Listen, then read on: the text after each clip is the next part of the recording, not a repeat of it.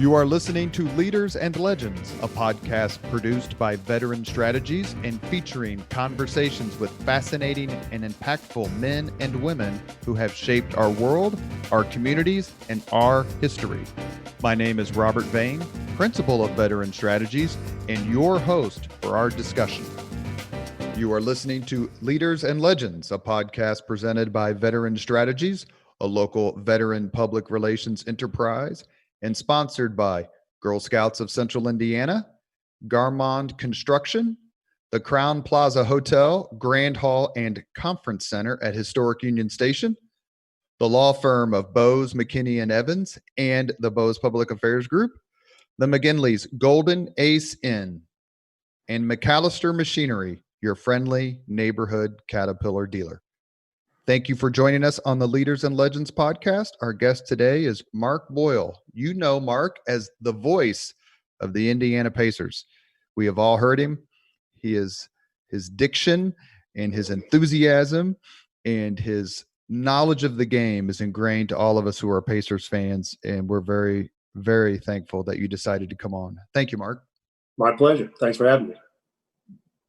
So in the military, I was a broadcast journalist, and I always wanted to do radio play-by-play or television play-by-play. It never happened for me, but it happened for you. How early in your life did you say, that's how I want to make a living? For me, it was a process. Like almost all kids my age at that time, I played baseball, and I was good enough at it that I thought maybe I could take it somewhere.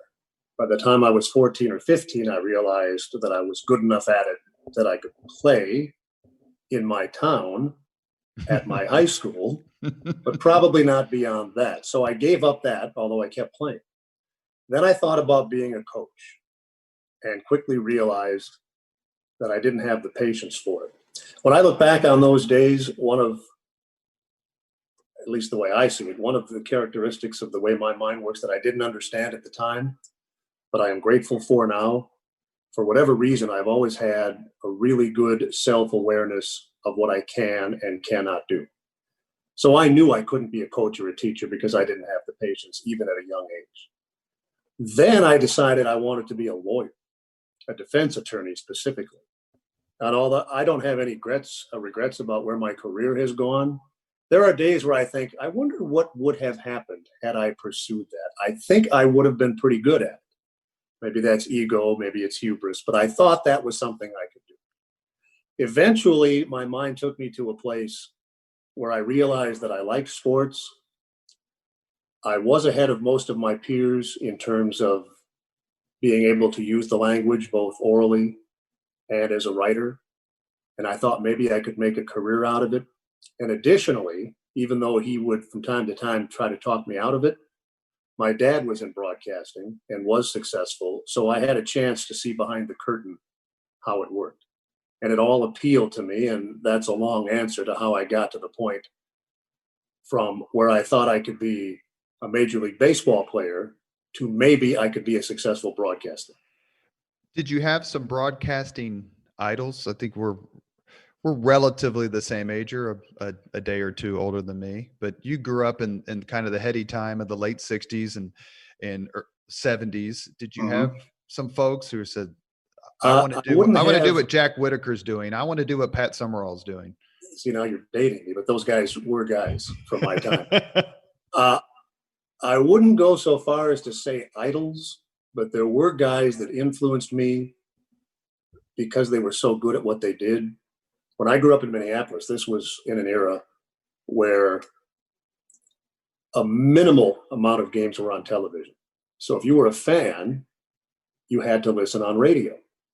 And in Minnesota, we had Herb Carneal and Ray Scott doing the Twins. Both are in the Hall of Fame. The Herb is in Cooperstown.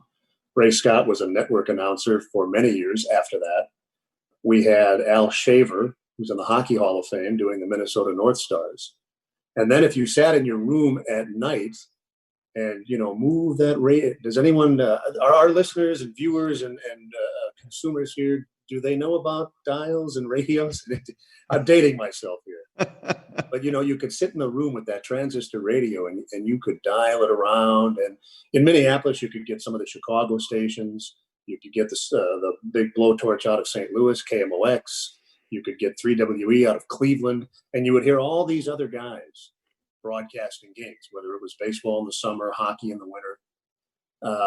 And at some point, I became so fascinated with, I am sitting in my room in the dark, but this guy that is talking to me about the Twins and the Angels, I feel like I'm seeing the field.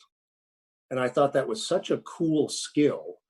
And I wondered, could I get to be as good as these guys, where you could be driving in your car or sitting in a room or wherever you are, you're not at the ball game, and you can see what I see? When I speak to kids about broadcasting, it's nuanced, but the one thing I tell all of them is this: I have one goal every night, and that's this. I want you to see what I see.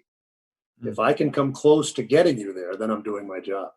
And I became almost obsessed with that challenge. And that's why play-by-play really appealed to me. I've done other stuff. You have to on the way to getting where you want to go.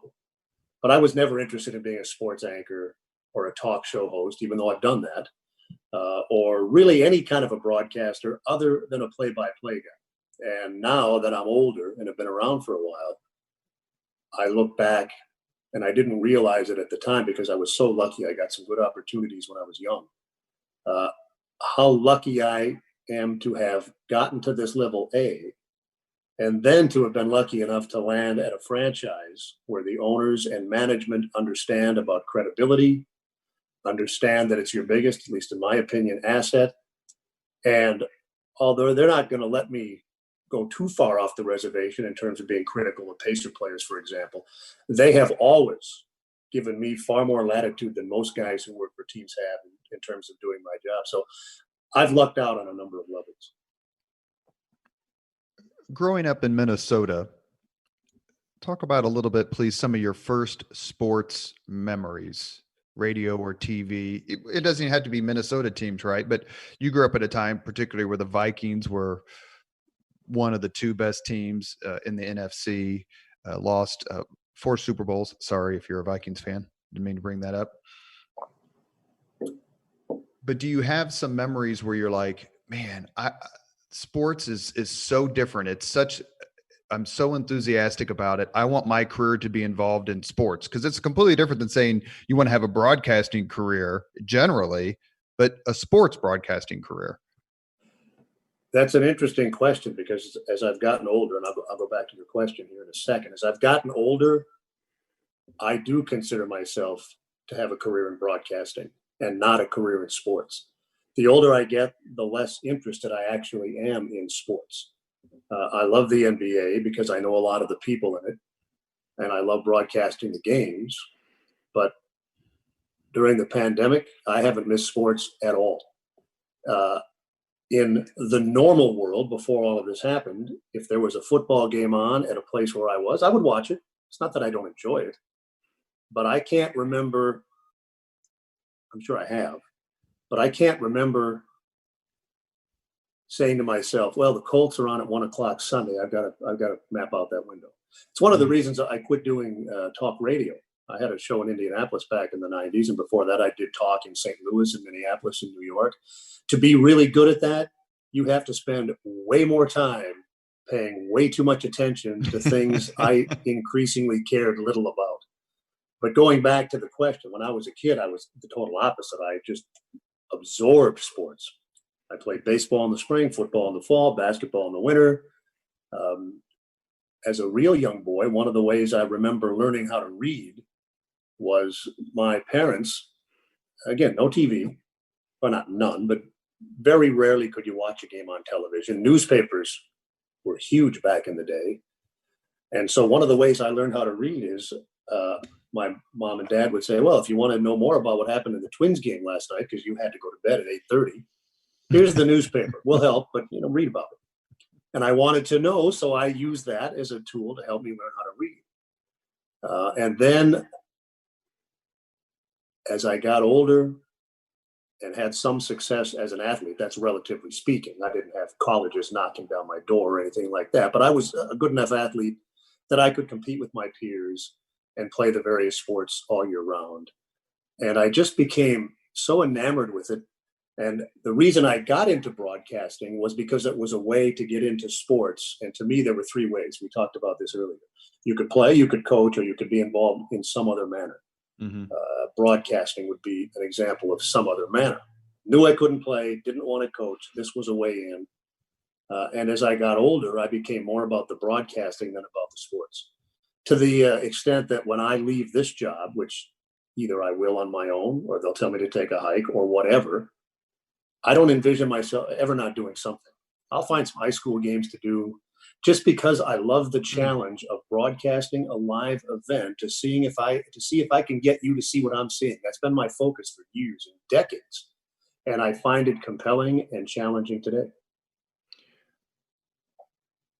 Did you have a favorite, like, and I think I'm going to ask you something that I asked you a different way just a few minutes ago, a favorite sports memory of your youth, something that you remembered, like an iconic event in sports? I think a lot of us who catch the sports bug early, we catch it as a kid. And for me, it was the Big Red Machine. I was born in 1967, so they were rocking and rolling in the mid-'70s. It's the Dolphins winning a couple of Super Bowls and going undefeated. Notre Dame was terrific in the 1970s. IU was terrific in the 1970s. So you have this seems like it's all-encompassing bit of success when you don't have a hometown team, and we didn't, save for the Pacers. But growing up in Minnesota, you had some phenomenal sports teams and eras there. Is there anything that particular sticks out to you as like, I remember being 9 years old and watching X? My response, I think, might strike you as odd because I do have memories, but they're related to sporting events, not the event itself. For example, I have a vivid memory as a young boy being at a Twins Red Sox game at the old Metropolitan Stadium, where the Mall of America is now. And the entire crowd was asked to leave because there was a bomb threat. I don't remember who won the game. I don't even remember if we went back in. But I do remember sitting out in the parking lot with all these other fans, and the players were walking around in their uniforms because nobody was allowed to stay in the stadium. Now, I don't know what caliber explosives they thought were in the stadium, but it occurs to me now that had the stadium blown up, we still would have been killed anyway. But I remember that. I remember being in the stands at Williams Arena at the University of Minnesota in 1972, I think it was, when Minnesota and Ohio State had a huge brawl that made Sports Illustrated. I don't know that people talk about it today. People in Minnesota do. But the point I'm making is it's not the games itself. It's not like I do vaguely remember as a very young boy the Twins playing in the 65 World Series. I think I was in first grade or I was in school. And the reason that resonates with me is because back in those days, they played day games in the World Series. Mm-hmm. And we in class were allowed to stop learning and listen to the game on the radio. And I thought that was so cool. So my memories of sports are generally not about the games themselves. If you ask me to this day, what's your favorite Pacer moment? I would tell you that my favorite Pacer moment is my first NBA game. It's a nondescript Bucks-Pacers game in the fall of 1988. And it resonates with me because it was my accomplishment and my experience. People always think you're going to say Reggie Miller against the Knicks. And those were cool things to be a part of as a broadcaster. But that was me just chronicling somebody else's achievement. It wasn't mine. The other event that resonates with me is the brawl. We were at the Palace in Auburn Hills in 2004. And that night, I fractured my vertebrae in 5 places as a result of that brawl. I don't remember specifics. Like you might say to me, remember that Pacers Celtics game in January? No, not really, but I can find out. But I remember the brawl vividly. And I understand that's an extreme example. That doesn't happen every day. But another night at the Palace, the next time we went in there was a bomb threat. And we laughed about it afterwards because the game was delayed 45 minutes. Now, that time, the arena wasn't evacuated. The players and coaches were taken out way out into the parking lot. So I guess they didn't care if we got blown up. About the sheep. But the players and coaches is another story. Another night, these are all Palace related. Another night in the Palace, there was a power outage. And I use this as an example when I talk to kids about, it's not just about broadcasting. But if you can, and it's not possible, but if you can, to the extent that it's possible for you, master the language, you can do anything you want, not just in broadcasting, but you can turn a mastery of the language, whether it's written or oral, into almost any career that doesn't involve manual labor. It gives you all kinds of different options. So the lights go out. I don't have a color guy. I sat there for an hour all by myself and filled the time. Now, it might not have been all that compelling, but I did fill it. Another time we had a game canceled in Memphis because there was a leak in the ceiling and water was coming down and they deemed it not safe, but they waited over an hour before calling. That time I had help and we filled the time. So when someone says, what games do you remember? I know I'm odd, because if you asked almost all of my peers, they would say, oh yeah, that time that I was broadcasting Bulls Celtics. For me, it's the time the roof in Memphis wouldn't hold water, the time the lights went out in Detroit. And I guess that's part of a sliver of the explanation of why I say I now consider myself to have a career in broadcasting and not in sports. I love that sports provides me with a career, and I love the relationships I've been able to establish as a result of being in sports. But I consider myself a broadcaster rather than a sports person, if in fact it's even necessary to make such a distinction. Did you ever swap Minnesota stories with a former podcast guest and one of the best journalists I've ever worked with, and that's Jim Shella? I know of Jim Shella. Never met Jim Shella. As far as I know, Jim worked was he at WCCO television in Minneapolis? Well, no, I'm not sure where I'd have to listen to the podcast. He was in television though, or maybe he was a print guy. I don't remember. No, Jim was a Channel 8 political reporter who went to St. Cloud State and came here. I thought he worked in Minneapolis. And he's a proud resident, born in Minnesota. And I can't think of anyone else off the top of my head I know who is from Minnesota. And so I thought maybe you guys had. And he's a huge Pacers fan and a huge Colts fan and a great guy. I have met Jim. I don't recall. I know who he is. I, from time to time, just because it gets under his skin, because he is so loyal to Indianapolis, I'll occasionally refer to Minnesota as God's country when I'm talking to Bill Benner, just because it annoys him. We don't dispute that. I'm sure it would annoy him, and and nobody knows the city as well. And quite frankly, as very few people have done what Bill has done for this city. He's been everywhere, and we wish him the best of luck on his new retirement from Pacers Sports and Entertainment. In Minnesota, were you in any way acquainted with someone who I want to think of, I believe is from there, and that's Herb Brooks? Yes. I just missed working with Herb Brooks. I was working with the North Stars and left right before he took that job. So I have met Herb Brooks, but never had the chance to work with him. I did work with Lou Holtz when he was the football coach at the University. Oh, yeah, that's right. He wasn't there very long, but he was there when I was there. But I didn't know Herb except to have an occasional 30-second conversation in passing, because he was from the area. He would show up from time to time at hockey games I was at. But in terms of working with him, we just were ships in the night. I was leaving Minneapolis just as he was coming to coach the North Stars. For those of you who don't know, Herb Brooks was a longtime college coach, successful national champion college coach, as I recall. Was also coach of the 1980 U.S. Olympic hockey team. And it was in the game against the Soviet Union that was on Washington's birthday, February 22nd, 1980, that Al Michaels had the immortal call, "Do you believe in miracles?" Yes. As a broadcaster, as someone who likes hockey, what did you think of that game? And what do you think of these sort of immortal calls that come down through history? Havlicek stole the ball, Jack Buck about Kirk Gibson, I can't believe what I just saw, these sorts of things. Do you listen to those and go, man, and you have one that we're going to talk about later with the Wizard of Oz reference, but what do you think about these calls and these events? They're so coincidental, because when a game starts, A, you don't know how it's going to unfold. B, when something of that nature does unfold, you get one shot at it, and you might blow it. And now, when I was starting out, there was barely television. So you could make all kinds of mistakes and maybe nobody would ever know. And if they did, there weren't people on Twitter 30 seconds later pontificating about what a moron you are. And so it's different now.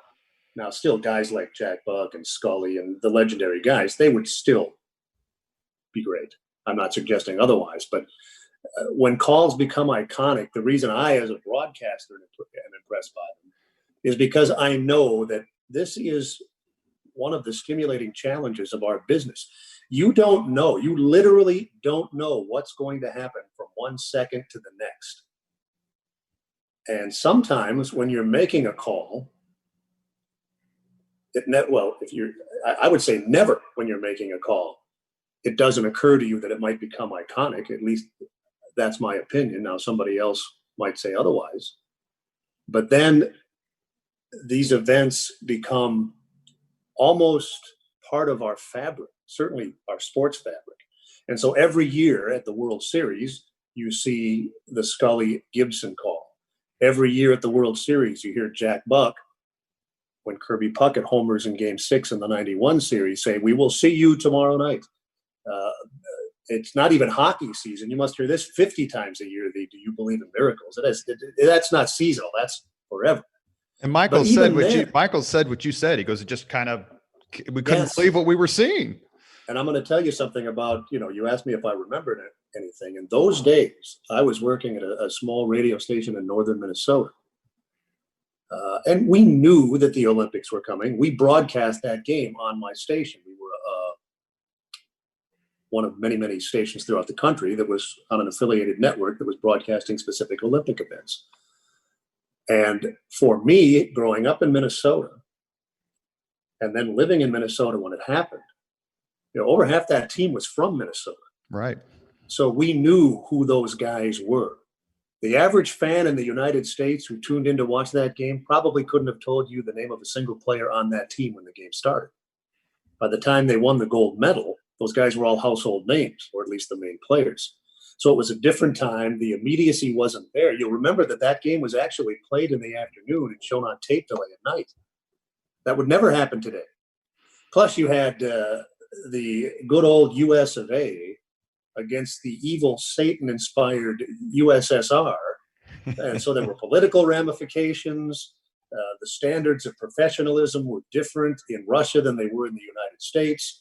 So even though professionals weren't allowed in the Olympics at that time, by the definition in play, the Russians were not professionals. They were amateurs, even though in many cases they were a decade or so older than the U.S. and they'd been beating the tar out of NHL teams forever. And so there were all those things that came together. And as a broadcaster, I've often wondered this. He is talented enough that I feel he would have thrived anyway. But let's say the U.S. lost that game to the Soviet Union. How, if at all, would that have changed Al Michaels' career? Maybe not at all. On the other hand, that call was immediately iconic, and it had to have helped his career, although I tend to think a guy that talented would have succeeded anyway. But from time to time, I throw that, because I've come up, since I was 19, I've been in broadcasting, and I assume every profession is like this from the standpoint of there are a lot of people who are really talented who don't get to the upper levels because of whatever. There's a million different reasons. Luck, circumstances, they ran afoul of a bad boss. The list is endless. So there are guys, I will guarantee you there are guys as good as I am who can't get past the high school level. It's just the way it is. And so while a guy like Al Michaels is so supremely talented, the man's 72 years old, he still sounds good. Mm-hmm. That doesn't happen every day. So I think he would have thrived anyway, but I can't imagine there's any doubt that was a big impetus for his journey at that time. He was already known, but he wasn't one of the kings yet, and he was a younger guy. But I often wonder, hey, if that hadn't happened, what would have happened to Al? And for those of you who aren't familiar with the story, either the particular call, by Al Michaels, or the game itself, or the process that led up to the team being selected, YouTube is your friend, along with the movie Miracle. It was described the upset of the Soviet Union by the United States was compared to a bunch of Canadian college football players beating the Pittsburgh Steelers. That's how big of an upset it was. I mentioned the movie Miracle just a few seconds ago. Do you, Mark, have a favorite sports movie? Oh, if I had to pick one, now see, you expect a guy who works in Indiana to say Hoosiers, which is a great movie, and I really like it. But I'm going to go Slapshot. I thought that was one of the classic movies of all time. I worked in junior. Yeah, Phil Blake, old time hockey. I worked in junior hockey for a while before I was involved in the NHL, and so I could relate to the travel stories. And the kids I was working with in junior were 16 to 21. They weren't salty, old, cranky veteran guys like in Slapshot, but I could relate to some of those experiences. And when you get right down to it, it wasn't really a movie about hockey any more than Hoosiers is a movie about basketball. There are messages beyond the sport in both of those movies, and in every great sports movie. I liked Field of Dreams. I thought that was great. The Longest Yard, not the Adam Sandler Longest Yard. No. Burt Reynolds' Longest Yard. One of my all-time favorites. I could watch that 10 more times. Every time I see Bob Kravitz, who's on the mend, and we wish him the best as he continues his recovery from heart surgery. Bob's agreed to come on the podcast, and I can't wait for that discussion. Legendary sports writer and a friend. He's a good man. Every time I see him out, I just yell at him, "Toe Blake," and he responds, "Old time hockey." Yeah. And Bill Benner, if he listens to this podcast, will note that you did not choose Hoosiers. Oh, and not only will he note it, I will hear about it. How can you not think Hoosiers is the greatest movie? And it is a great movie. Take a step back, Bill. It's a great movie. I liked it. I've probably seen it 8 or 9 times. It's a great movie. You are listening to Leaders and Legends, a podcast presented by Veteran Strategies, a local veteran public relations enterprise, and sponsored by Girl Scouts of Central Indiana, Garmong Construction, the Crowne Plaza Hotel, Grand Hall, and Conference Center at Historic Union Station, the law firm of Bose, McKinney, and Evans, and the Bose Public Affairs Group, the McGinley's Golden Ace Inn, and MacAllister Machinery, your friendly neighborhood Caterpillar dealer. Our guest on the Leaders and Legends podcast today is Mark Boyle, the voice of the Indiana Pacers for more than 30 years. Mark, is there a Hoosier leader and or legend you particularly admire? Oh, there are several, in no particular order. In particular order. I'm going to start with one, and then no particular order after that. Slick Leonard is, to me, and I could go on and on about Slick. He's been my partner for 25 years. I've known him since I came here, so that's over 30 years. And this is a topic for another day, but I think that you could make the argument that without Slick and Nancy Leonard, downtown would still be a wasteland. There would be no Indianapolis Colts. There would be no Conseco Fieldhouse / Bankers Life Fieldhouse because that telethon that saved the Pacers back in the late 70s, you lose your team, you're not getting another one in the market this size. So now you don't have an NBA team, which maybe makes this market not as appealing for the NFL, which maybe makes it not as appealing for the NCAA, which means you don't need all these hotels. You don't need all these restaurants. I haven't lived here my entire life, but when I came in 1988, Indianapolis, as I found out going through the league and talking to guys that I would get to know, was one of the dreaded stops on the NBA circuit. Nothing to do downtown. Everything closed at 10. Or so those guys would say. Now you talk to these guys, they love coming here. There's restaurants, everything's within walk. Downtown Indianapolis, and I say this from the standpoint of someone who gets around the United States as part of this job, downtown Indianapolis is as good as it gets. It's really good for a variety of reasons. The logistics are fantastic. You can get anywhere on foot. Stuff stays open. There are enough different kinds of restaurants. I could go on. But if the Pacers fold, And you know what? I don't know. Well, to your point, and let's give our friend Bill Benner credit where credit is due. He was the second or the third podcast we did. My former boss, Greg Ballard, was the first.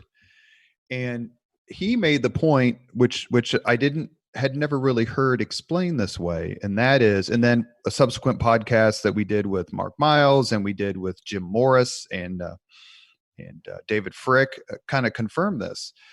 The decision by Richard Lugar, then mayor, let me interrupt you for 1 second, because that was going to be my number 2 guy on the list behind Slick. Well, I'll definitely give you your chance, because most people, when I've asked them this question on the podcast, Lugar is their answer. No, you can't go wrong.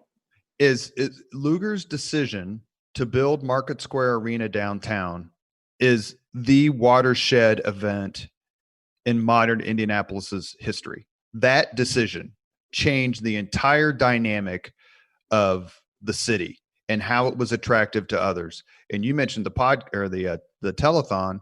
That's come up in a few podcasts we've done. How close Indianapolis came to losing the Pacers, people forget. And you're right. I agree with you. No Pacers. Pacers had left, the Colts never would have come here. You may not even have built the Hoosier Dome, the RCA Dome. Yeah, maybe. All of that's true. So, and I don't. If I start going down a list of leaders that I would admire, I'm going to leave somebody out. And when I started to answer the question, I said in no particular order, and without defaming or minimizing anybody else, I'm going to go 1A and 1B, Slick and Lugar, and then after that, many contenders. But to me, those two are the guys. What about Eddie White? Well, I thought you meant, of people that were mortal. You didn't. Anyway, I'm going to tell you something about Eddie White, and if you want to fill in the blanks, because I don't know if everyone knows who Eddie White is. I have been covering sports since I was 19 years old, and I've been covering major sports, and by major I define it as Division I college or major league sports, since I was 21 years old. That's almost 40 years. I have never known anybody who defines making a living as a schmoozer better than Eddie White. And number 2, Eddie is maybe the biggest name dropper I've ever met in my life. But unlike most name droppers, he knows these guys and they know him. A couple of times I've hung out with him after hours at the NFL Combine. Who's who? Eddie, come on over. He's like a mythical figure. I told somebody he'll tell you, and he's only been telling me this for the last year or so. So maybe this is a new thing, but it's a total lie. He will tell you, I don't like people. I don't like people. What? Stop it. If I had to choose someone to be stranded on a desert island with for 4 or 5 years, and I could only choose men, I would probably choose Eddie, because he would never run out of stories. It'd be 4 years of really good, really funny stories. And Eddie's come on the podcast a couple of times, and we're very lucky to know him. Not only is he a first-class, self-admitted schmoozer who actually knows these people, to your point, Mark, Eddie does a lot for charity, and he does a lot to help people. Yes. I don't mean to put more on his plate than he already has, but if you are running a charity and an auction is part of your thing, you can't find a better charity auctioneer than Eddie White. Absolutely. I asked you a question about iconic calls, and then you just mentioned Slick Leonard as a Hoosier legend, and he certainly is. Do you remember the first time he said "boom, baby"? And yes. And do you think, okay, this is going to stick? No, because here's the way that played out. The first year I was here, I worked alone on the road, and at home I worked with Clark Kellogg. After that, Clark went over to television, and I worked alone for the next several seasons. But during the playoffs, they would always give me a guy. I did a playoff series with Billy Keller. I did one with George McGinnis. I did one with Jerry Seasting. I did I think more than one with Slick. So in the playoffs, I had a guy. Slick had been doing television. The Boom Baby was already out there. But I didn't know that because I don't see the televised games because I'm doing my thing at the same time they are. So I'm with Slick for this playoff series, and it's at the old Boston Garden. Game 1, best of 5. And the Pacers have the ball. Slick is sitting to my left. The play is going the other way. And so I'm describing a play. Chuck Person tees up a 3. And as it's going through the basket, I start to call it. And to my left, I hear this, boom, baby. I was like, I know this guy for 5 years. I didn't know he had Tourette's. What is this? I was a little taken aback.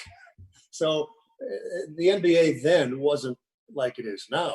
So there were several more possessions before another 3 was attempted. Same thing, boom, baby. Well, then that's when I realized, okay, that's his thing. He will tell, the story is well known about how he came up with it. It was when he was coaching and he drew up a game-winning play, and he can tell it way better than I am. I'm giving you the capsulized version. And somebody hit the shot and he said, boom, baby, let's get out of here. It became his thing. He used it on television, which I didn't know. And then he used it with me. And we've been together for 25 years. I'd like to know, there might be a way to do this. I don't have the time to do it. I don't even know if there is a way to do it. I wonder how many times I've heard him say boom, baby.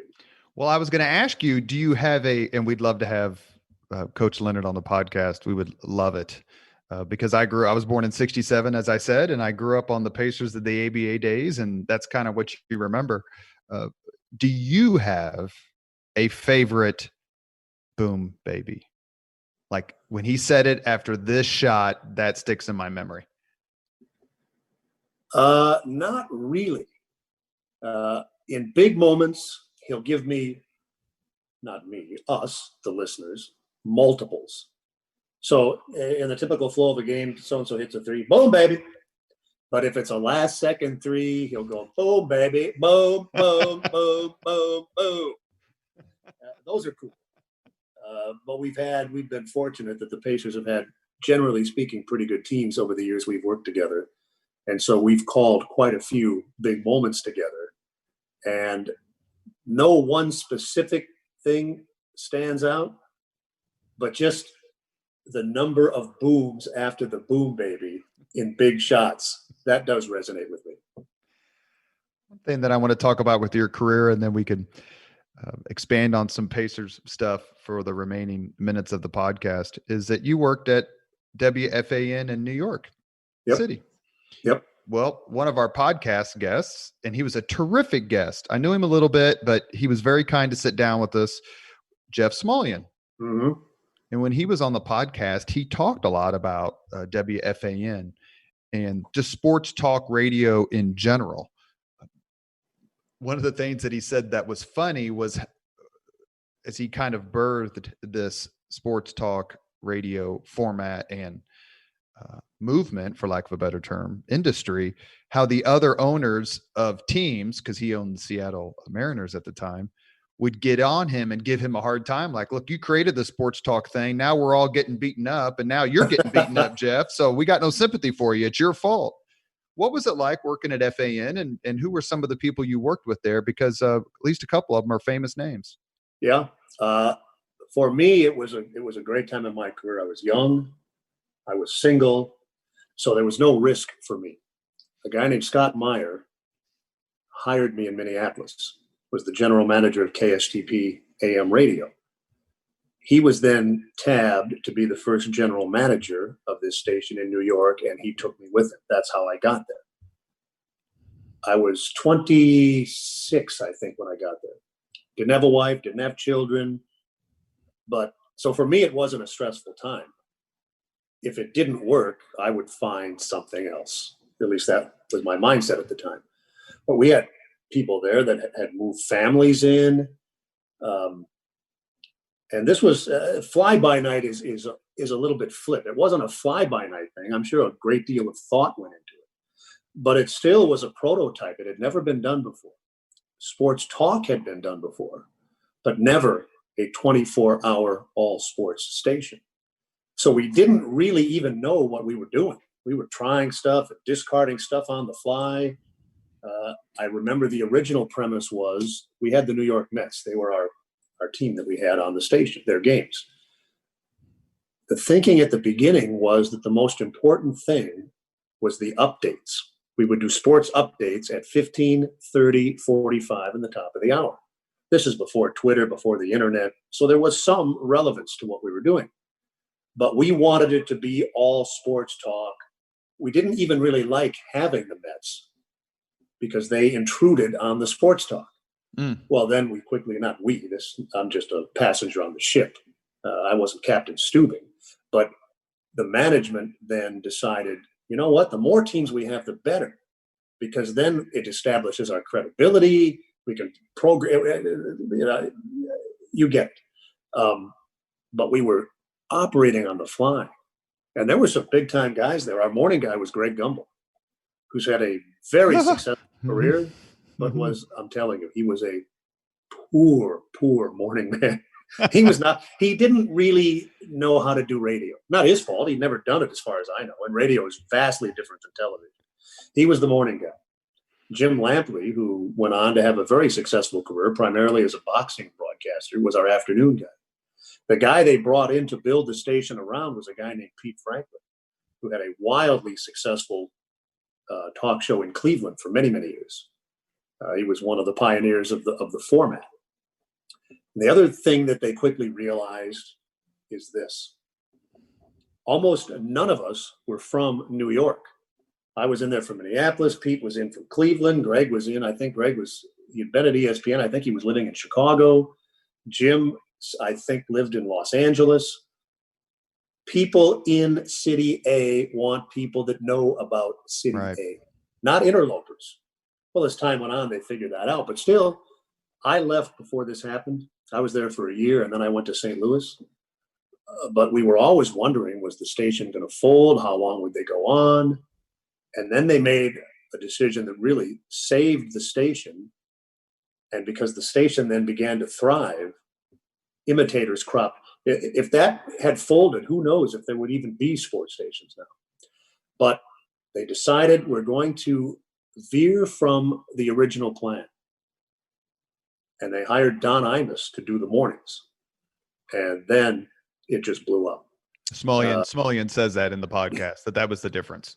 Imus did sports stuff, but he wasn't a sports guy. And he had credibility in New York. He was already a legend in the market. And then the other thing they did was, and this was after I was there, they were able, when I was there, we were, was it 1050 on the dial? They got the 660 frequency that used to be held by WNBC. And it was a much better signal, much better frequency. That was a big thing. But hiring Imus to do the mornings was the springboard for all of the success they had. Was Joe Buck there when you were there? No, but Joe was our intern when I worked in St. Louis. Jack was doing the Cardinals, his dad. Joe, by the way, went to IU. And he was home, I think it was following his sophomore year. And he would do some stuff on the station. You could see he was talented. But a lot of broadcasters you would know came through WFAN. These guys came after I was there. Mike Breen was there. He was Imus's morning sports guy for a while. Ian Eagle was an intern and a producer there. Howie Rose, great voice. Ian Eagle has a great voice. Great broadcaster, one of the best. Howie Rose, who's been the voice of the Mets now for many, many years, was one of our talk guys. There were a lot of talented people that came through there. And for me, it was a great experience because I was younger than almost everybody. And so I was able to learn from people that had more broadcasting experience than I did. It was an opportunity for me to move outside of my comfort zone. You know, it's not easy moving to New York when you don't know anybody there. And I wasn't making enough money to live in New York. I lived in Jersey. So it was a personal growth experience for me too. It was a big time opportunity for me in my career. You mentioned having a radio talk show, sports talk show, and not liking it. What didn't you like? And are there any radio talk shows that you listen to nationally or locally now? Well, when I started doing it, I was a typical talk show host, hardcore sports. As I evolved, I changed. By the time I got here, I'd already done it in New York, St. Louis, Minneapolis. And so I didn't do what at the time was a typical sports program. And we were on WNDE for about 3 years in the early 90s. That's where I was doing it when we left Emmis, and then would come back. We went back to Emmis after that. And they gave me great leeway to do whatever I wanted. So I didn't do totally sports. We would do pop culture, stuff that's common now. Mm-hmm. Now, I didn't invent this style, but it wasn't common. I remember actually getting death threats because my first year doing the program in Indianapolis, I didn't grow up here. And to this day, I don't understand the appeal, although I do understand now the significance to the city and the state and the market. I used to refer to the Indianapolis 500 as a 500-mile race around in circles on the way to nowhere. And in my harsher moments, I would call it death sport. And that didn't go over too well. But, you got to take chances when you're doing talk. Mark. I did it. I did enjoy. There were aspects of it that I did enjoy. The opportunity to be creative. I had good producers. They got me good guests. And so I did enjoy that aspect of it. But when it came right down to it, there were two things I didn't like about it. And over the 3 years I did it here, I was able to take care of one of the issues by just cultivating and weeding out. By the time I was done here, I didn't take many callers. To me, callers are the worst thing about a talk show. Do you Agreed. really want to have Joe Citizen call up and ask who I think should be the Colts backup left tackle? I don't. So I would weed those out. But you'd get a cadre of loyal followers who would add something to the program. You can deal with that over time. The one thing I couldn't deal with was I just got to the point, like I said earlier, I didn't want to spend the time. You can't do a talk show in Indianapolis unless you have, at minimum, a working knowledge of the Colts, and probably better than that. The same with the Pacers, the same with IU, the same with Notre Dame, the same with a bunch of stuff. And I just didn't want to invest that time anymore. I didn't have the interest anymore. And so that, as much as anything, was the reason I stopped doing it. I filled in from time to time after that on Emmis. I've done some stuff with Sirius over the years. I never had my own show, but the guy who's the vice president of sports there is a guy named Steve Cohen. Mm-hmm. And he worked with me at WFAN. He was a producer also. So we came up in New York together. He called me one day and said, "Hey, we're starting an NBA channel. You want in?" I said, "No, but you need a fill-in? I'd be glad to do it." So I filled in for them for like 5 years. And we would always have this discussion about callers. The shows I did always had two hosts and a relationship with the NBA. We had great guests and two knowledgeable hosts. Why in the hell do I need callers? And we would have this debate. And one time, one of the executives said to me, "Now, Mark, I hear you, but you don't understand. You're used to doing terrestrial radio. These people are paying for this. We owe them more." I said, "Really? Well, by that standard, we should let people wander in off the stands and play in an NBA game because they paid to get in. They pay to be entertained, not to participate." But at Sirius, they didn't believe that. That wasn't their philosophy. And so they would encourage us to take as many calls. It didn't bother me because I was a fill-in guy and I was always the second guy anyway. It wasn't my show. Not a battle worth fighting. But I think if you listen, and again, it's the same as me saying I like Sinatra, you like Elvis. It's a matter of opinion. But my opinion is this. Almost all of the good talk shows have very few, if any, callers.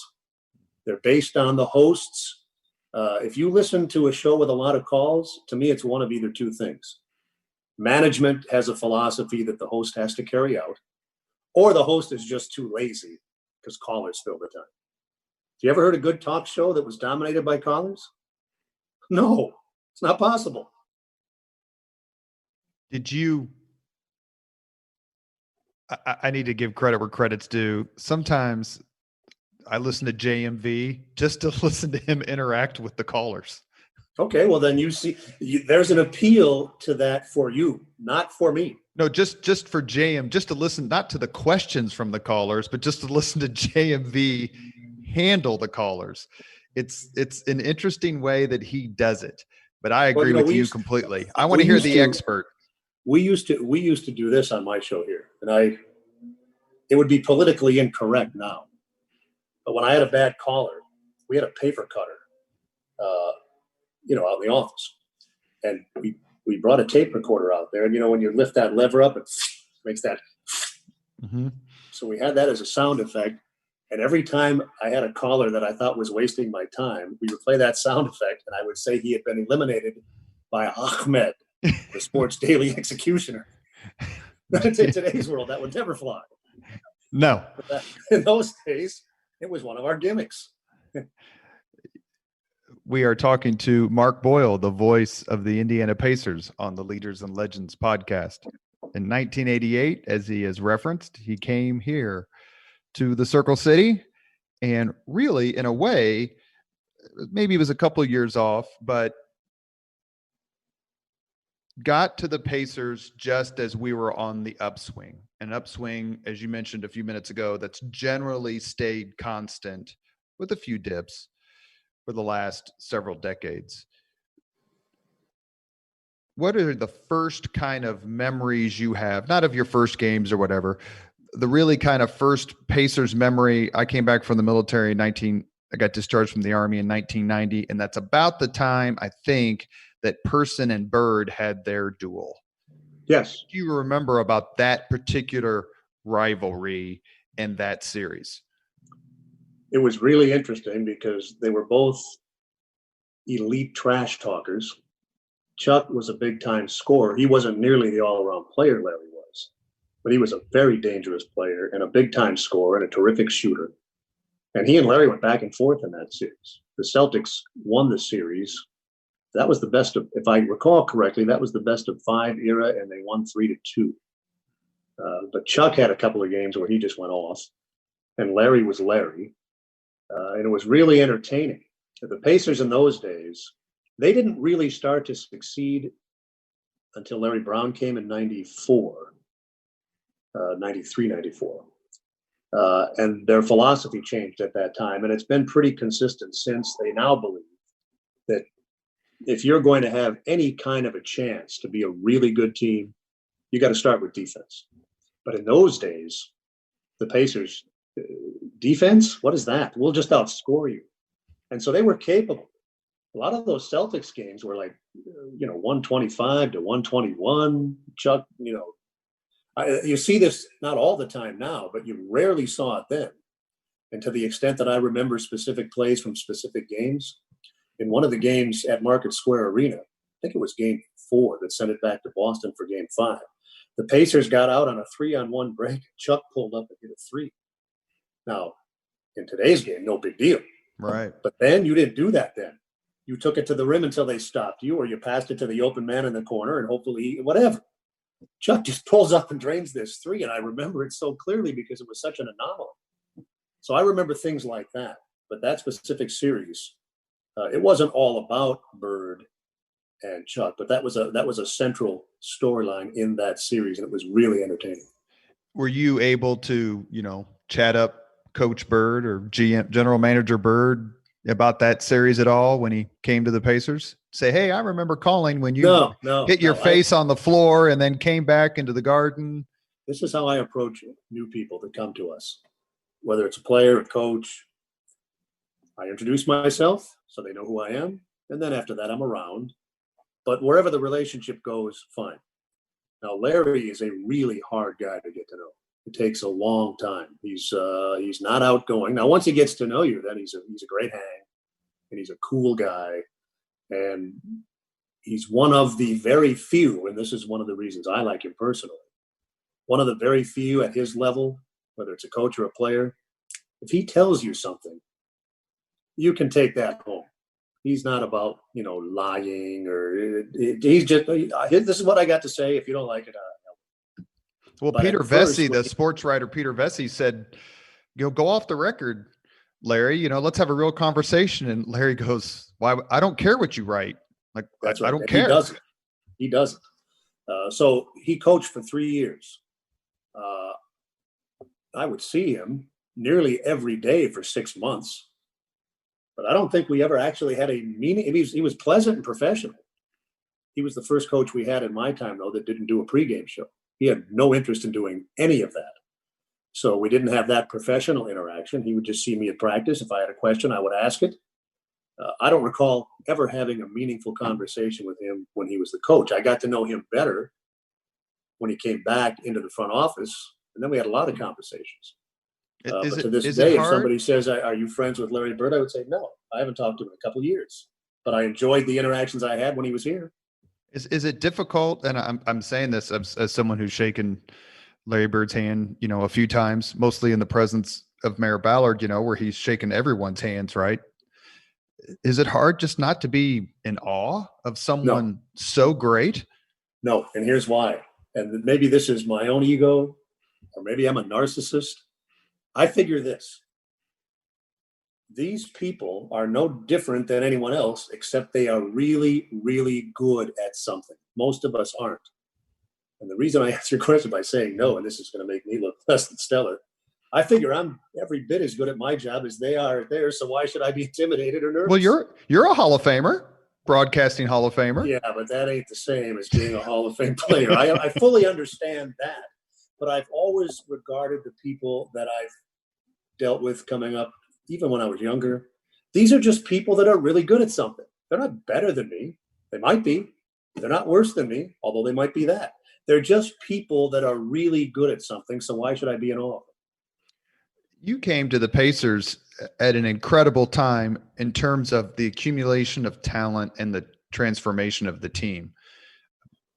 Person a few years before, you had Tisdale, obviously, who was there and then left.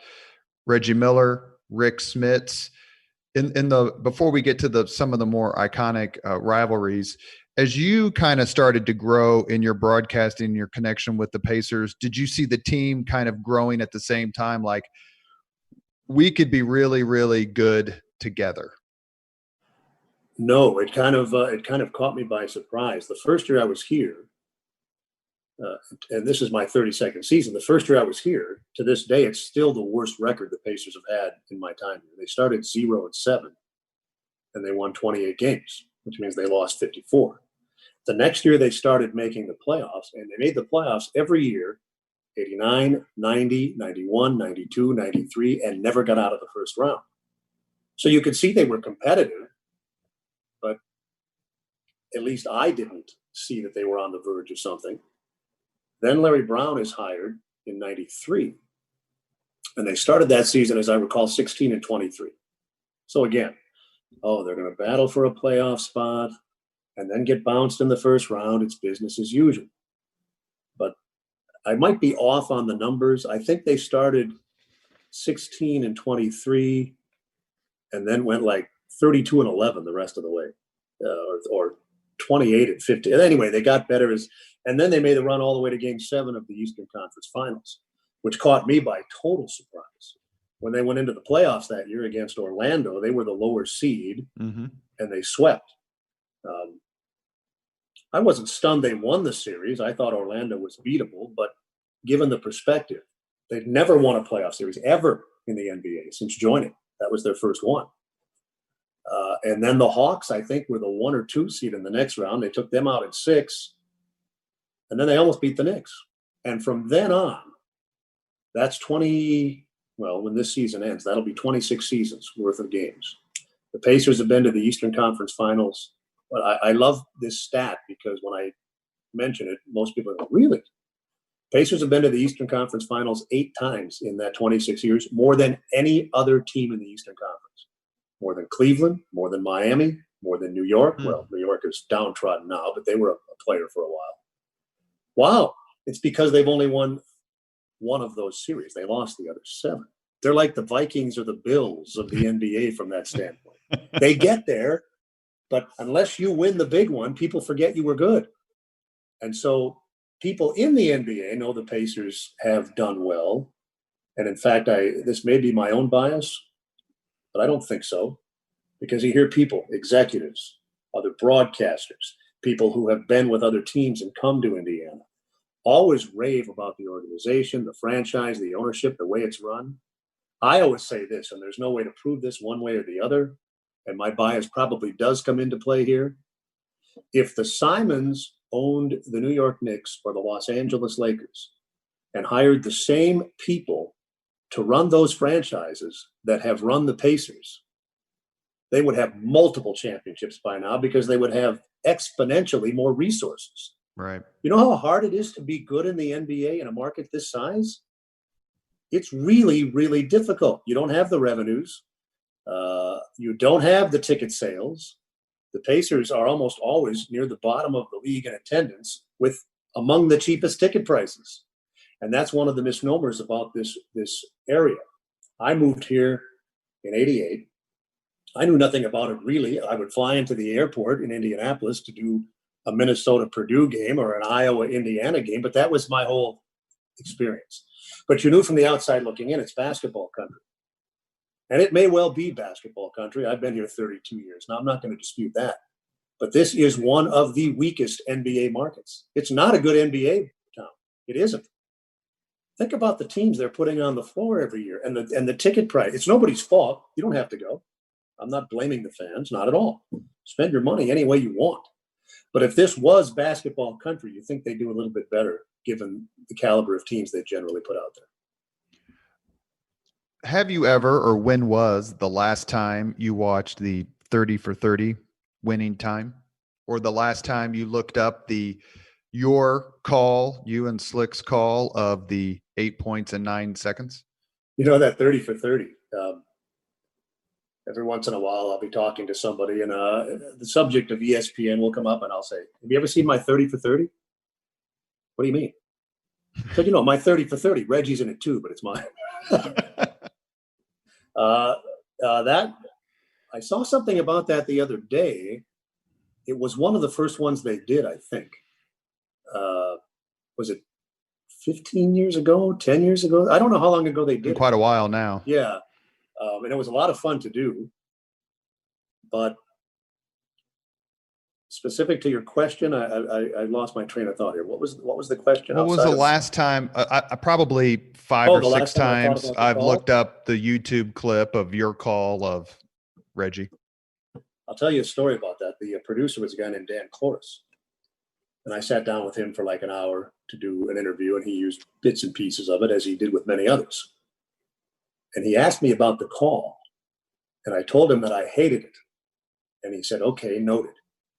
Well, then he puts the thing together. He calls me before it was released and said, hey, Mark, just so you know, I know you hate it, but I had to put it in there. And so it was in there. And over the years, I've come to like it. I've always appreciated that fans seem to like it. That was 1995. So that's a quarter of a century ago. And almost literally not a week goes by where somebody doesn't mention it to me. In a bar, in the grocery store. What did they mention specifically? Oh man, I still remember that call. Because it's I'm not putting it in the class with do you believe in miracles, but here is something that does happen along those same lines. It gets replayed every spring when the playoffs start. So it's always out there. And if you weren't around then, you have heard it. The reason I hated it, if I can anticipate your next question, it's the only time in my entire career I am a huge believer in spontaneity. I think that's where your best work comes, especially when you're broadcasting live events on the fly. But man, I had that in my head. If we ever get to this, I'm going to throw it out there. And when I threw it out there, have you ever had something happen to you that took literally seconds, but seemed like it took an hour? It was unfolding in your own mind so slowly. I could almost see those words coming out of my mouth, and I was trying to grab them and shove them back in. And then they were out there. And I thought, oh, I'm never going to hear the end of this. It's so corny and so lame. And people loved it. And I'm grateful for that because I thought it was going to be a career-long source of embarrassment. And over the years, I've come to understand why people like it. I think maybe had those very same words popped out of my mouth spontaneously, maybe I would have liked it. But it was against the way I do things.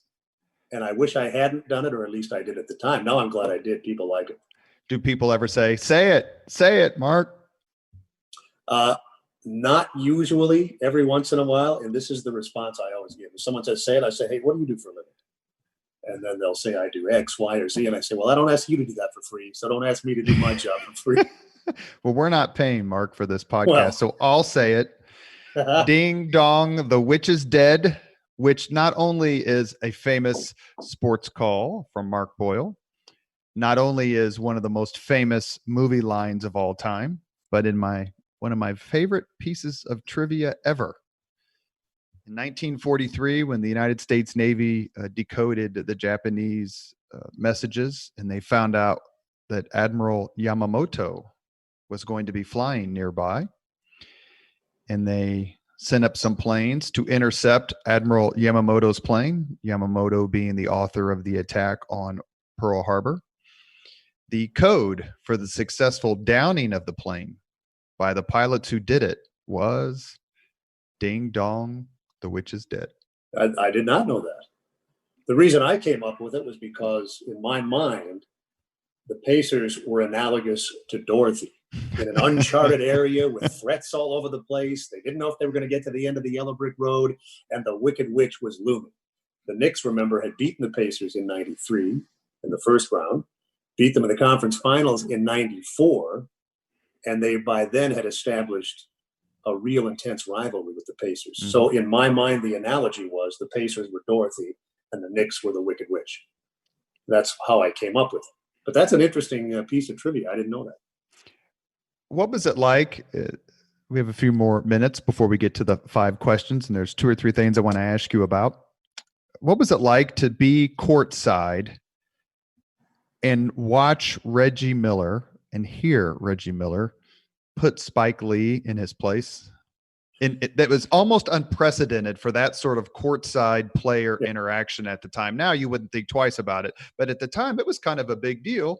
Spike Lee is a very famous yet somewhat controversial figure, and here's our own very kind yet certainly brave-hearted Reggie Miller going at it with this guy on the sidelines. Yeah. In New York, where those things took place, we were probably a dozen rows off the floor. So we didn't actually hear it, but we could see it, a great view of it. And it was, there's trash talking's been around the NBA forever, but it's generally player versus player. It's not player versus celebrity fan. And so it was unique. This just didn't happen. And all of the dynamics in play there made it so fascinating. It wasn't just Reggie versus Spike. It was the small town Pacers against the metropolitan Knickerbockers. There were so many little mini stories within the big story. And that was one of them that made it so interesting. The other one that I always thought was sort of amusing was, remember back in those days, the media billed it as Hicks versus Knicks. The irony was that the Pacers had more people with New York ties on their team than the Knicks did. They had Mark Jackson, they had Chris Mullin, they had Sam Perkins, they had Larry Brown, they had Donnie Walsh. Yeah. The Knicks had guys from not New York. The Pacers had way more New York people than the Knicks did. And if not for this podcast is independent, so I can say this without attributing it to Mr. Boyle. Mr. Boyle is without the telltale rough edges of a envelope. Patrick Ewing could very well be playing for the Indiana Pacers. That was before my time. That was the 84 draft? 85 lottery, yeah. 85? Yeah.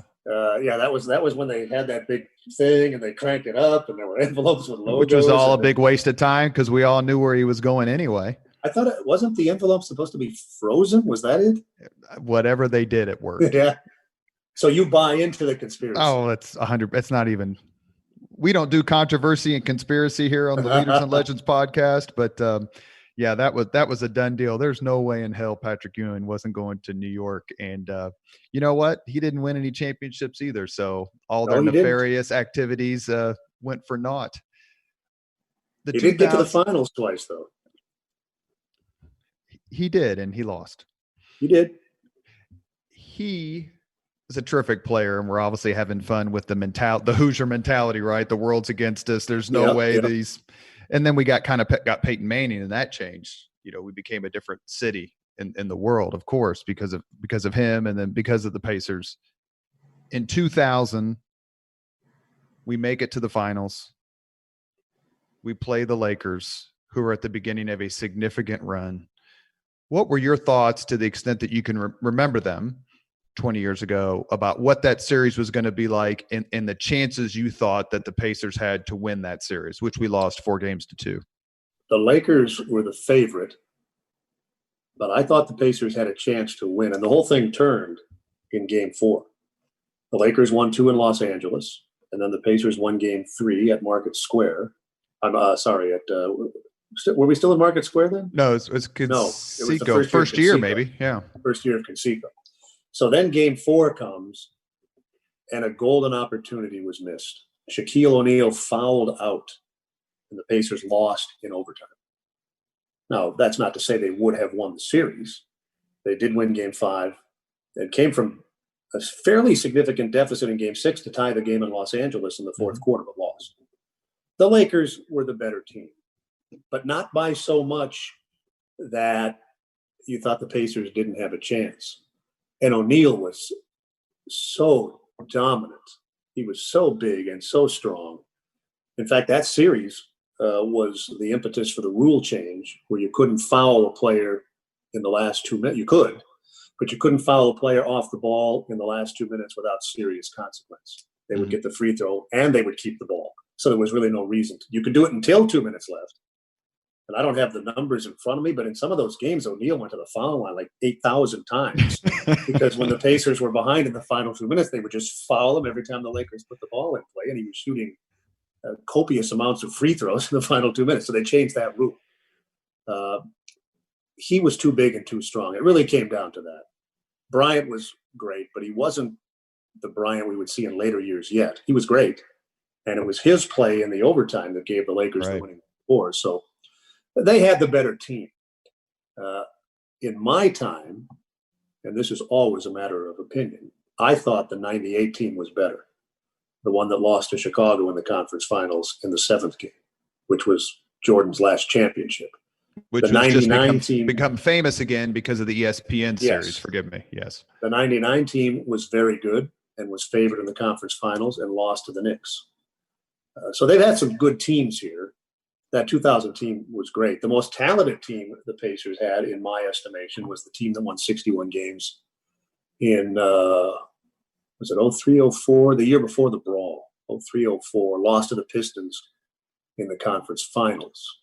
Jermaine O'Neal, Ron Artest, Stephen Jackson, Jamal Tinsley, really talented, but lacked the maturity and the professionalism of some of the other good teams the Pacers have had. And when you get to that level, there's not much separating the better teams.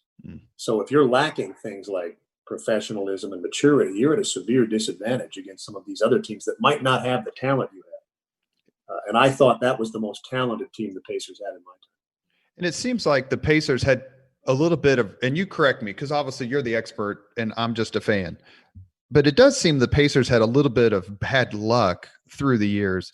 They're on their upswing just as the Knicks start to get really good. They're on the upswing again in the late 90s. Jordan comes back.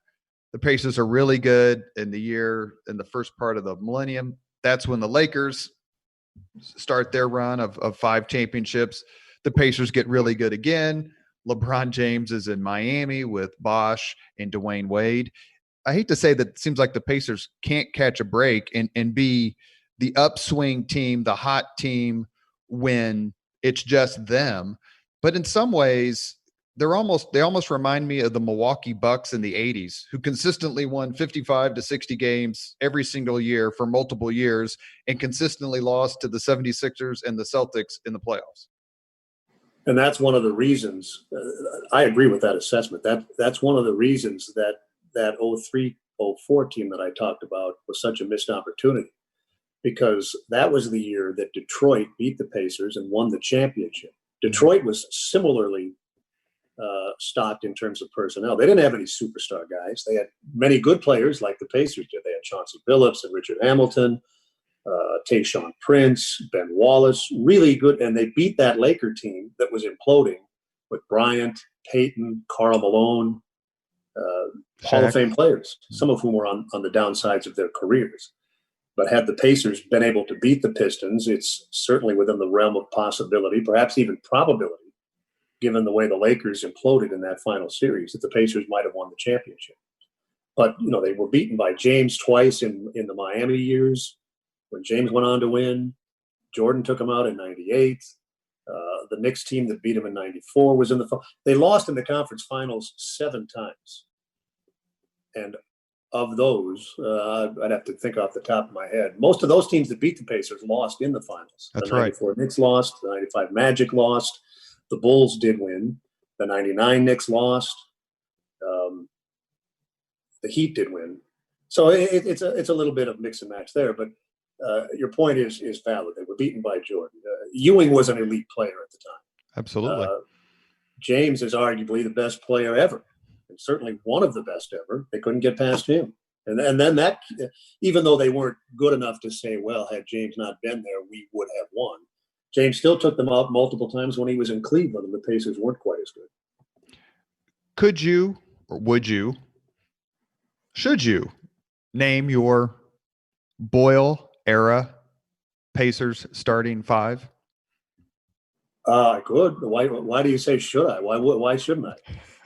Well, we don't want to make anyone mad here on the Leaders and Legends podcast. It's a little too late for that.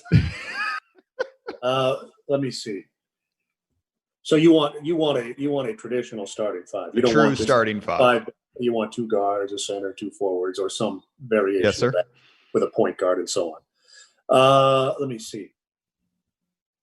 Objectively, not my own personal favorites.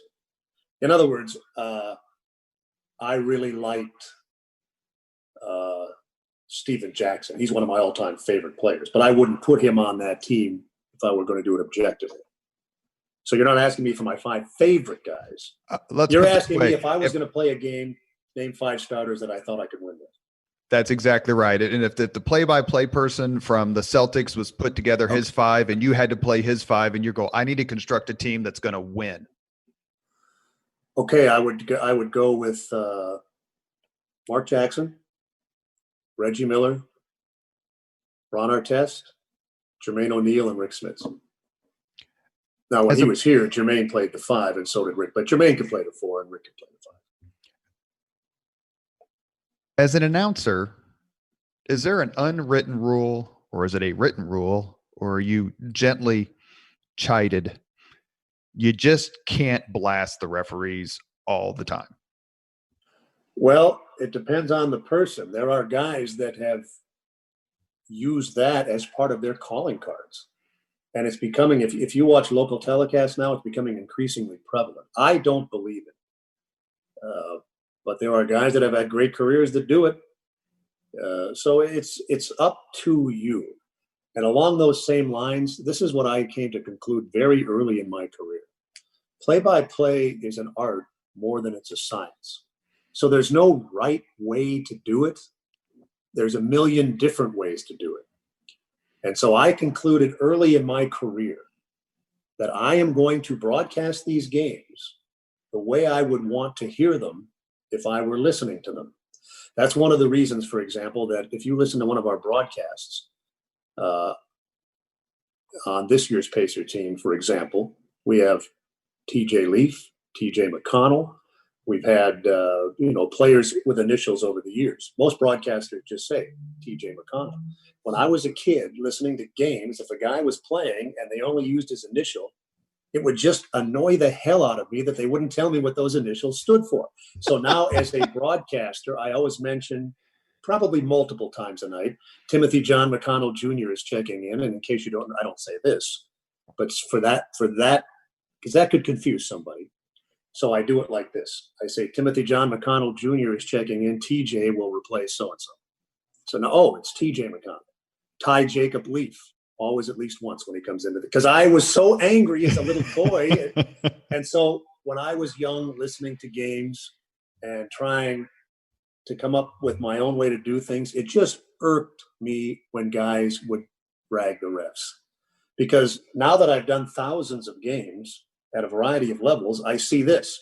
There are bad calls in every game. There are good calls in every game. I'm hard-pressed to remember a game that the officials determined the outcome of. Now, that doesn't mean that if there's a replay, we won't discuss the pros and cons of the call on the floor. Even the Larry Johnson continuation? At the time, I didn't say anything about it, but that was a call that arguably cost the Pacers a game. Although you'll remember, it didn't give the Knicks the lead, did it? Didn't it tie the game? And then he had to shoot the free throw. Yeah, and that gave them the lead. So the game and Bird went crazy. Well, it was right in front of his bench. The Pacers in that game had an 8-point lead with less than 3 minutes to go. So it wasn't just that. That was an egregious call. I would address something like that, although I didn't address that one at the time. Here's why. I want you, as a listener, remember that you can't see it. You're relying on me. So I have to be trustworthy. I have to be credible. If I'm ragging on the officials all the time, let's say that I'm known for criticizing the officials, and here comes that Larry Johnson play, and I whine about that. The guy listening in his car says, well, Mark always whines about the officials. But what I want him to say is, Mark never says anything about the officials. That must have really been bad. It's all about credibility. I'm not going to criticize a guy that does get on the officials. That's his style. But it's not mine, and I don't believe in it. Not only... Plus, I got Slick to do it. Yeah, what the hell does he care? That's funny. Mark, you have a number of interests. You do a lot for charity. You've worked some odd jobs. You've walked across the state. But one thing I want to ask you about before we end with the 5 questions is your love of chess. I started playing chess in 5th grade. It was part of the Bobby Fischer boom. I currently have, I think 6 games going as I speak on chess.com. It's an amazing, amazing game. It is actually, I tell people when they ask me, how did you tell me about your PR philosophy? How would I be better at PR? I tell every single person, play chess, because it's not just about what you do. It's about what the other person does as well. I think it's a tremendous, tremendous opportunity to be a better thinker, to be a more strategic thinker. You played in the U.S. Open chess tournament, which is the top of the top. Tell us about your love of the game and how do you think it helps you mentally? Well, I'll start by saying I agree 100% with everything you just said. When I started playing chess, I don't remember exactly how old I was, but I was a young man, not even a man, a boy. And the thing that I first noticed about it, beyond the obvious, there's a definite strategic element to it that's very appealing. You've got to pay close attention to what your opponent is doing and try, if you can, to figure out what he's thinking about doing. But the thing that caught me as a young man who wasn't really self-aware yet, and I don't know if you had this same experience, once I started playing and got good enough at it so that I was locked in, I could play a game that lasted 4 hours and it seemed like 20 minutes. Because you're just not aware of, if you're doing it right, you're just not aware of anything except that board in front of you. You're not making your move. At least I wasn't. And then, like when it's your other guys, it's your opponent's turn, you're not pulling out the sporting news and reading stuff. Like you're just sitting there, even though nothing's going on. You're mulling things over in your mind. And the other thing that I was never great at chess. You mentioned I played in the U.S. Open. I did. But it should be noted that I don't know what the format is now, but in those days, all you had to do was sign up to play. And I wanted to see if I could play against really good players. I was beaten by a 12-year-old. This was 1996 maybe. So I was in my mid-30s. I was beaten by a 12-year-old. I played a draw which to me is my greatest accomplishment ever in chess. I played a draw with the U.S. Armed Forces champion. So I thought that was pretty cool. But the thing about it is, you're looking at that, nothing's happening for minutes on end, but you're still processing. What about this? And the other thing, it teaches you to think not just critically, but effectively. Because when that process first started with me, I tended to overanalyze. What am I missing? What am I missing? What? Well, pretty soon, if you get, not literally, and especially once you get further into the game, there's only a finite number of things your opponent can do. He doesn't have stuff he's going to pull out of his pocket that you've never seen before. But you don't know that when you're learning the game, and it can be a little bit overwhelming. But it does, I think, impact you in ways beyond playing the game of chess. It helps your brain think and formulate and think ahead. I find myself even now thinking ahead about things that have nothing to do with chess. Hey, if this happens next week, what am I going to do? That's right. Yeah. So it's a great game, and if I had kids, I would, I'm never going to make a kid do anything, but I would encourage them and try to help them learn how to play chess. I think it's an invaluable thing.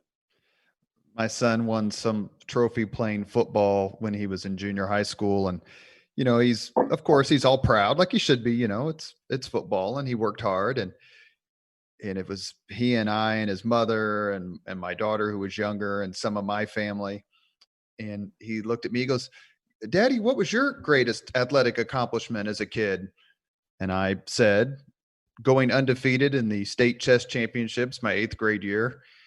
To his great delight, and everyone else looking at me like, he said athletic accomplishment. Like that's not an athletic. I'm like, it's all I had. I didn't have any other options.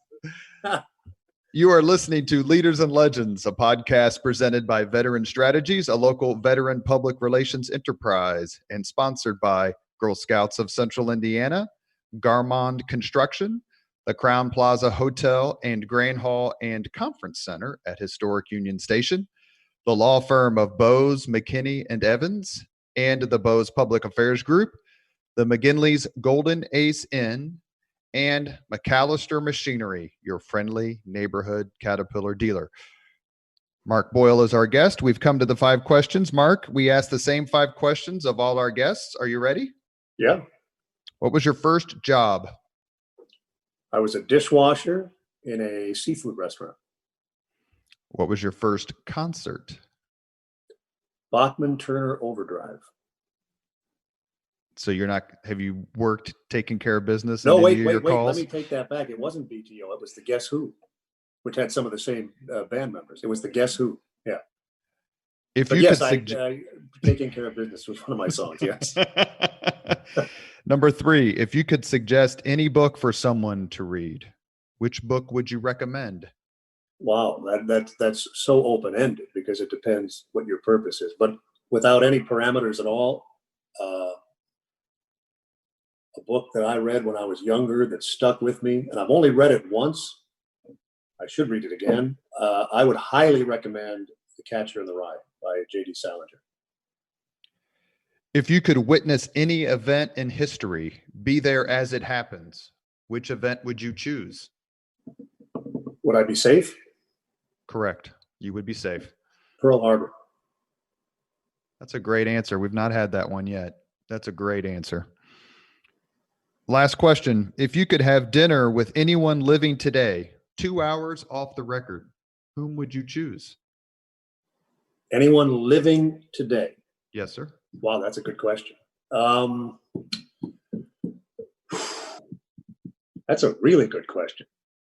And it demands more thought than you probably have time for here. So let me just come up with an answer. Anyone living today for 2 hours, and this person would be totally candid? Off the record, absolutely. I don't know if this is going to be a bit of a political statement. I don't know if he is capable of being totally candid, but if he were, I would love to sit down for 2 hours with Donald Trump. Same answer as Eddie White. Mark Boyle what does that say about me? I don't know. Well, I guess you could just have dinner with Eddie White instead. Yeah, really, which I've done, and it wasn't that captivating. But I bet he was candid. He was candid, yes. Mark Boyle is the voice of the Indiana Pacers. You have heard him thousands and thousands of times, and we are all better for it. He's a Hall of Famer, and he's a Hoosier legend. We cannot thank you enough, Mark, for coming on the podcast. Well, it was my pleasure, and I don't normally say this. In fact, I almost never say it, and I almost never do interviews this long. I really enjoyed it. Thanks for having me. Thank you very much for listening to Leaders and Legends, brought to you by Veteran Strategies Incorporated. If you want to contact us about this program or our menu of public relations services, please send us an email at robert@veteranstrategies.com. That's robert at